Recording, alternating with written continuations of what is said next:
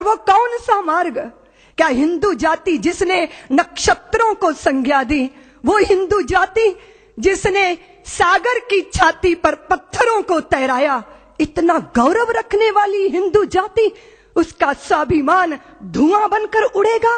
ये वेदना में से राष्ट्रीय स्वयंसेवक संघ का जन्म हुआ। प्रचारकों ने अनवरत अपने जीवन को आहूत किया।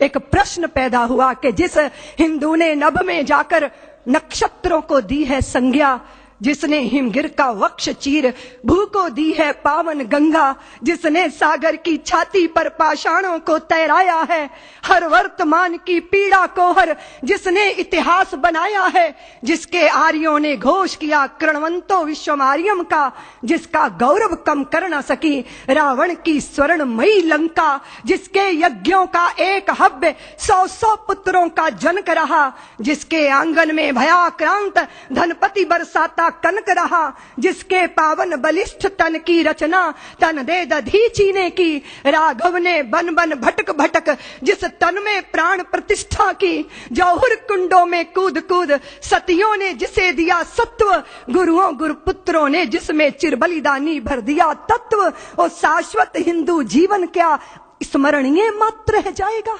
इसकी पावन गंगा का जल क्या नालों में बह जाएगा? इसके गंगाधर शिव शंकर क्या ले समाधि सो जाएंगे?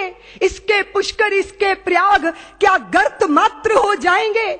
यदि तुम ऐसा नहीं चाहते तो फिर तुमको जगना होगा, हिंदू राष्ट्र का बिगुल बजाकर दानव दल को दलना होगा। इस वेदना में से, इस पीड़ा में से, मां भारती के लुटते स्वाभिमान और बिखरती अस्मिता की वेदना में से राष्ट्रीय स्वयंसेवक संघ का प्रादुर्भाव हुआ। फिर एक एक दीपक जले, तिल तिल करके अपने आप को मां भारती के चरणों में आहूत करते रहे। फिर एक एक माता निकली जिन्होंने अपने हृदय के टुकड़े, अपने शरीर के हिस्सों को मां भारती के चरणों में अर्पित कर दिया।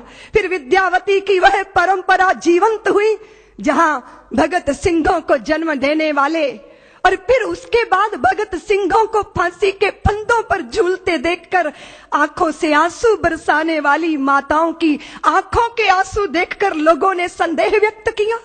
विद्यावती को यही तो कहा था कि आप अपने बेटे की, पुत्र की शहीदी पे रोती हो, इतनी कमजोर मां हो। तो विद्यावती ने कहा, मैं अपने पुत्र की शहीदी पे नहीं रो रही, अपनी कोख पे रो रही हूं। कदाचित मेरी कोख ने एक और भगत सिंह को जन्म दिया होता तो मैं उसको भी देश के चरणों में अर्पित कर देती। फिर देश के अंदर तांता शुरू हुआ। माताओं ने अपने हृदय के पुष्प मां भारती के चरणों में अर्पित करना प्रारंभ किया। और प्रचारक जीवन को अपना के व्यक्तिगत परिवार कुछ नहीं, परिवार सारा राष्ट्र परिवार है। अगर अपने भी साथ छोड़ देंगे तो चिंता मत करना, देश तुम्हारा परिवार है, तुम्हारा कुटुंब है। ये भावना और ये उत्कट भावना प्रचारक के जीवन का संबल बनती रही।